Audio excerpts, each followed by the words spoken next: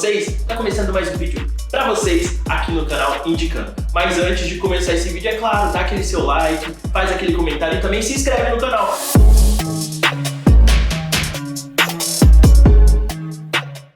A gente começa falando de consumo, um tema bem presente na nossa realidade.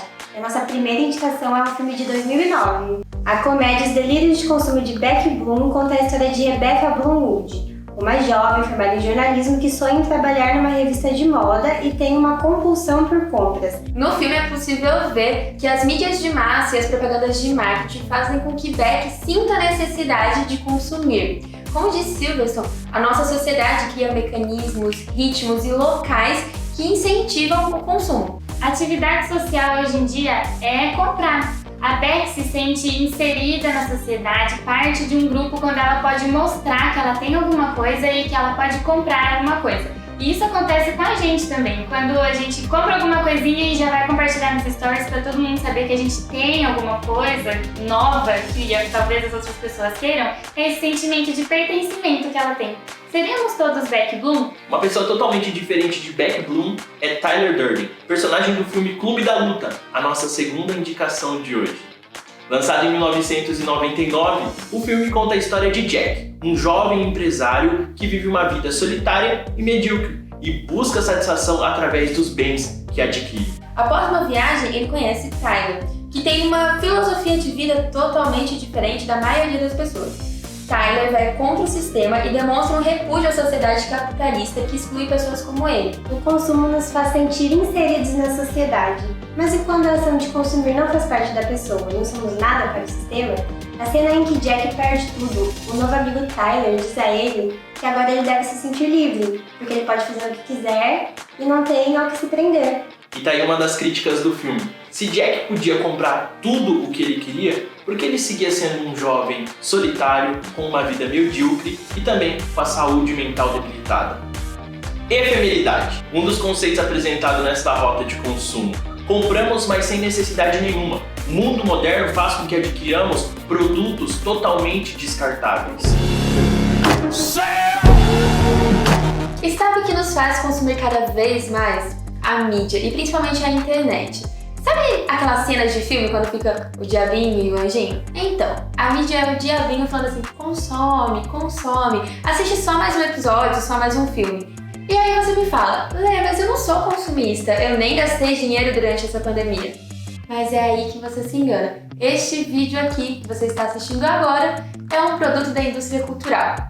A indústria cultural, ela tem uma espécie de passo a passo, que ao mesmo tempo que padroniza, também individualiza cada produção. E eu posso te dar 3 exemplos.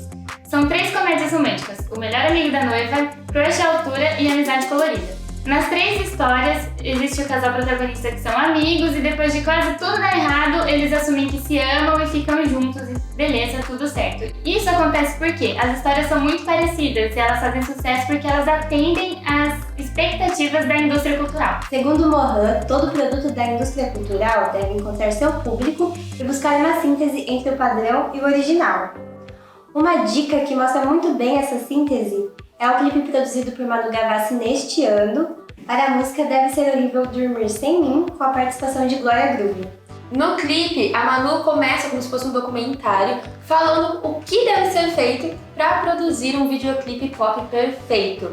Daí ela fala, mas precisa de naturalidade, espontaneidade, talento? E ela mesma fala, não, precisa de fórmula. Seguir um padrão já existente garante parte do sucesso e inovar pode ser um pouquinho perigoso. No clipe da Manu, ela oferece tudo que as pessoas querem ver, o que agrada a cultura de massa. E aí o que ela consegue com isso? Lucro. Então tudo que a gente consome é feito, é moldado para nos agradar e para a gente consumir ainda mais? Sim, exatamente isso. E para auxiliar, nestas obras são incluídas vedetes, que são personalidades, pessoas famosas que se destacam na mídia e que nós, o público, queremos seguir o mesmo padrão de vida delas, tentamos inclusive imitá-las. E sabe onde está o maior número de vedetes, ou melhor, onde elas se formam normalmente? Nos reality shows, como por exemplo A Fazenda ou Big Brother Brasil. Foi o que aconteceu nessa última temporada do BBB com a Manu Gavassi. Tudo que ela usava dentro do programa se esgotava em questões de horas nas lojas online. E essas personalidades, elas trazem uma identificação para o público. Por isso que a gente gosta tanto dos reality shows, que a gente gosta de consumir aquilo que nós nos identificamos ou que a gente gostaria de ter. Os filmes de romance também funcionam assim, porque quem nunca sonhou em ter um romance de Hollywood? Ou ser amado como uma das vedetes dos filmes românticos? E nós não podemos nos esquecer que a indústria cultural, ela produz para um homem médio. Sim, é nessa lógica de homogeneização e padronização que os produtos são pensados para satisfazer um homem imaginário que responde a todos os outros por projeção ou identificação. É uma espécie de homem universal que, para consumir, precisa que a linguagem seja padronizada e simplificada. A cultura de massa se preocupa ainda em mesclar a imprensa adulta e infantil, levando muitas vezes a criança precocemente para o universo adulto. Nessa cultura de massa, a produção de conteúdo jovem é muito importante. Uma outra indicação para ilustrar isso que a gente está falando são as animações da Pixar, como Viva a Vida é uma Festa e Divertidamente. Sempre. Eu tô me tornando um esqueleto. O quê? Tcharam! Um dos maiores exemplos que a gente pode dar de indústria cultural que atende a todos esses requisitos, vamos dizer assim que a gente falou, são os filmes de super-heróis, porque eles seguem uma padronização, mas eles também têm a sua individualidade, eles trazem vedettes que a gente se apaixona por elas e também mistura o público jovem, a imprensa jovem com a imprensa infantil. E fazer esse lance de trazer a história do quadrinho para as telas de cinema só é possível por conta da cultura de convergência. Mas o que é cultura de convergência? O termo foi criado por Henry Jenkins e para ele a cultura da convergência é o fluxo de conteúdos através de diversos suportes e mercados midiáticos. Isso que funciona através do comportamento migratório dos públicos que vão em busca de mais entretenimento. E por isso, o universo Marvel é mais uma das nossas indicações de hoje.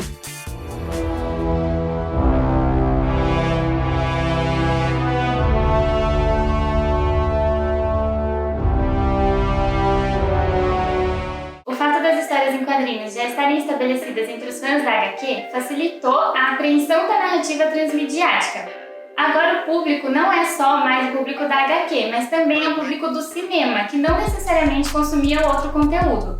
Os filmes do Thor, do Homem de Ferro, do Homem-Aranha, do Hulk, todos eles têm uma ligação entre si. Isso pode ser feito tanto ao longo do filme quanto nas cenas pós-créditos, que é um recurso que eles utilizam bastante. Apesar de fazerem sentido separadamente, os conteúdos da Marvel eles foram feitos idealizados para os fãs consumirem em conjunto. Mas e quem não é fã de carteirinha desse universo, não sabe nada sobre a Marvel e nem sabe sobre esses suportes midiáticos disponíveis? Nessa hora a gente chama Pierre Levy e Jenkins para conversa, porque eles explicam como funciona a inteligência coletiva, que é o conceito que eles utilizam para demonstrar que ninguém sozinho sabe todas as coisas e quando um grupo se reúne para discutir determinado assunto, existe uma reunião da inteligência que amplifica o assunto. E ainda dentro da cultura da convergência temos um outro termo, o de cultura participativa. E mais uma vez, para exemplificar, nossa dica são os reality shows. Sim, Big Brother Brasil e A Fazenda são total cultura participativa. Para o Jenkins, a cultura participativa é quando a mídia que é consumida ela é totalmente interferida pelo público. Sim, no caso dos realities, o público vota para quem vai sair ou quem até vai entrar. Tá falando sério, Mion? Seríssimo, Jojo. O Brasil escolheu te dar mais uma semana aí dentro da Fazenda. Os realities são um bom exemplo para demonstrar como que as redes sociais interferem na produção de conteúdo de entretenimento. Tanto que aconteceu na eliminação do Prior e para Thelminha ficar. Fizeram campanhas nas redes sociais, no Instagram e no Twitter, por exemplo. Além da produção de conteúdo para entretenimento, as redes sociais também influenciam na produção de informação e de notícias. E como isso acontece? Hoje em dia, qualquer pessoa pode publicar para um grupo específico, que é o que ela tem como amigos nas redes sociais, no Facebook, por exemplo, e aí é a comunicação dela para um grupo. Mas pode acontecer do Twitter, da pessoa publicar e ir para muitas pessoas. E é aí que tem que tomar cuidado, porque acontece de publicar coisas que não são verdadeiras. A confiança nesse tipo de fonte, que são as redes sociais, aumentou tanto que as grandes empresas midiáticas e jornalísticas acabaram migrando seus conteúdos primeiro para as redes sociais. Então, por exemplo, o Estadão, a CNN, eles publicam primeiro através do Insta ou do Twitter. Isso mostra, claro, que a TV acabou perdendo o mercado, mas ainda assim, ela, diferentemente do que as pessoas postam nas redes sociais, ela faz uma apuração. Uma boa indicação para exemplificar como a disseminação de notícias acontece pelas redes sociais é o filme Aos Teus Olhos. A produção brasileira conta a história de um professor chamado Rubens, que é acusado de beijar um de seus alunos. A informação começa a ser disseminada pelo WhatsApp e vai para o Facebook, onde explode. E é aí que começa toda a história e que ele se vê em um problema. Porque é verdade ou não é? As redes sociais podem dizer o que de fato aconteceu ou precisa de uma apuração? Vamos então à última indicação, que é o documentário Pulsão. O documentário conta os movimentos políticos do Brasil de 2013 a 2016, entre as manifestações que aconteceram e depois do impeachment da presidenta Dilma e a posse do presidente Temer. Ele também fala como as redes sociais foram ferramentas para ajudar grupos ativistas a se organizarem nesses protestos e nessas conturbações políticas que a gente teve aqui no país.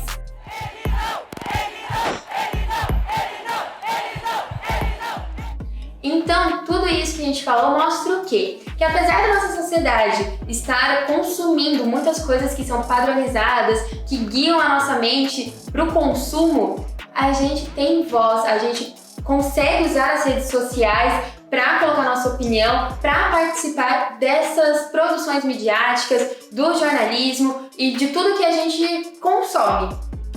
É isso mesmo. A gente espera que vocês aí de casa tenham gostado das nossas indicações. Será que foi bom? Será que eles gostaram? Comenta se vocês gostaram, comenta se vocês não gostaram. Se querem um próximo episódio. Exatamente, será que teremos uma parte 2?